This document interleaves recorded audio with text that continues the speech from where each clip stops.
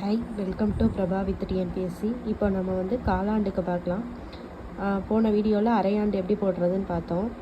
காலாண்டுக்கு வந்து இங்கே என்ன இயர் கொடுத்துருக்காங்கன்னு பார்த்துக்கோங்க. 2 3/4, அதாவது பின்னத்தில் கொடுத்துருக்காங்களா, கலப்பு பின்னத்தில். அப்போ அதுக்கு ஒரு ஃபார்முலா யூஸ் பண்ணிக்கலாம். இந்த ஃபார்முலா வந்து நீங்கள் அரையாண்டுக்கும் யூஸ் பண்ணலாம்.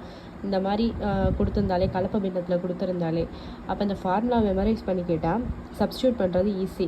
எப்படின்னா, அந்த பின்னத்துக்கு தனியாக B/Cன்னு போட்டிருக்கேன் பாருங்கள், அந்த இடத்துல அந்த பின்னமாக சப்ஸ்டியூட் பண்ணுறோம். அந்த ஹோல் நம்பர் 2 இயர்ஸ் 3 இயர்ஸ்ன்னு அங்கே முன்னாடி கொடுத்துருக்காங்கல்ல, அதுக்கு வந்து n இருக்கிற பிளேஸில் அந்த வேல்யூவை போட்டுடணும். இப்போ 10,000 × 1 + 8/100 ஹோல் பவர், இங்கே n வந்து என்ன 2.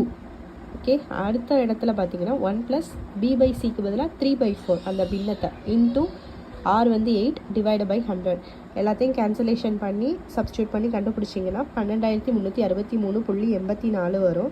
இது வந்து நமக்கு மொத்த அமௌண்ட்டு.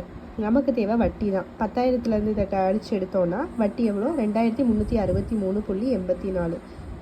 தேங்க்யூ.